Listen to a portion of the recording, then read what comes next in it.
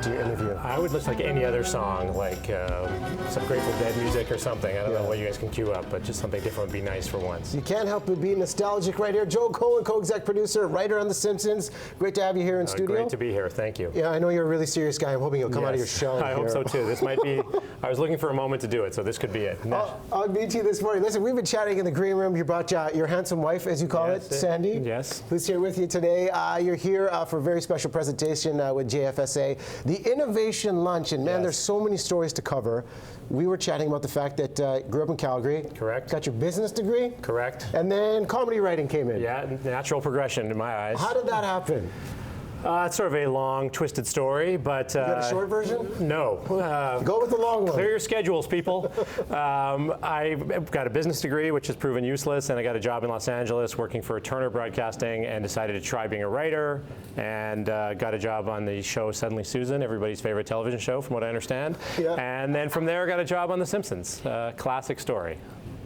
I'm cutting some corners. Are you cutting corners here? I'm looking at you, I'm thinking Millhouse. Thank you. My brother was a writer on The Simpsons, and people say he was the inspiration for Millhouse. Yeah. Yeah. Now, what was it like the first time? This is not the average job you apply for to say, I'm going to write for one of the most popular shows in television history. What was it like when you got the job and then you walked into the writer's room for the very first time?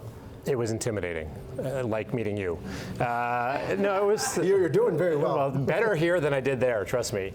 No, it's crazy. I mean, the people I work with were incredibly talented people, and just to be in that room and then watch them work was intimidating, and took me like 4 or 5 months till I actually said something, and managed to stretch it for a little bit longer than that, but it's crazy. Take us inside the room of, I mean, how they come up with the show, because so many people relate to one specific episode or the whole series. What is it like in terms of that creative process of how they bring these episodes together? It's a lot of people sitting around a conference room table full of snacks, if you could imagine such a thing, a lot of ice cream and chips and water bottles, and basically just going through the script by line, screaming stuff out, trying to get something better than what exists currently in the script. Yeah. So. When you look at the episodes that you worked on, what's the one you're most proud of?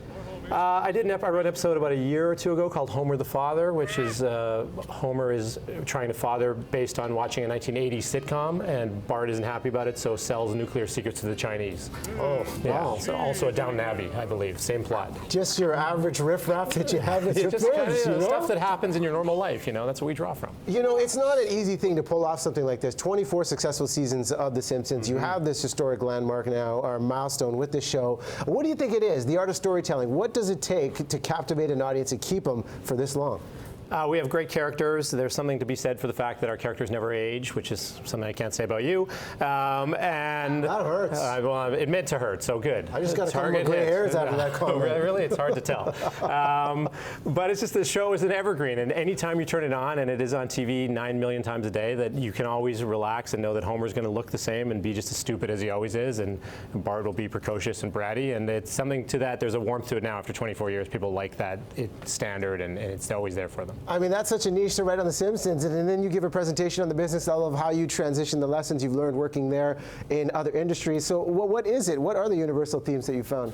Well, for something like today, which is supporting the JFSA, it's basically sort of talking about how our innovative process was a little bit longer than I told you, because you have to buy a ticket to the lunch if you want the whole story. How much is that, by the way? You couldn't afford it. Okay. And basically just talking about the way the show works and our innovative process and how we manage sort of brainstorming creativity, and if someone can draw something from that for their business or their own life, all the better. What's the greatest reward you take away from working in this business? Because it's a tough one. Cash, for sure. Big money. Oh yeah, ka-ching.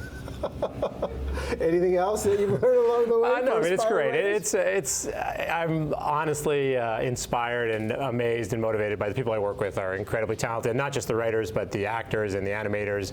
And it's amazing to just see people working at their highest level, and to be a part of that is very cool. And with someone of your stature that's created so much in terms of comedy with The Simpsons, when you look at TV today, what do you think is the next big thing, that series that's going to run down the line and make history? There's tons of great series. A lot of them are ending, but like The Office was phenomenal, both the British one and the American one. 30 Rock, which ended this year, is a great show. I mean, things like Curb Your Enthusiasm.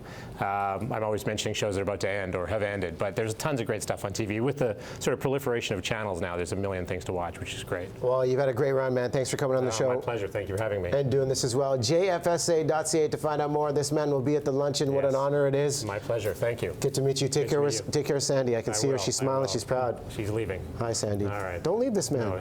No. He's a good one. Exactly. All right. tick. Russ the Kid's standing by. He's got a great Simpsons impression. You ready I'd for like this? to hear. Let's see it. Oh, Okay. what one now? Okay, all right, Guffin boys. I don't know. So, I got my favorite characters. Wiggum's right up there. Come on, everybody loves Diamond Joe Quimby. Everybody loves him. You know.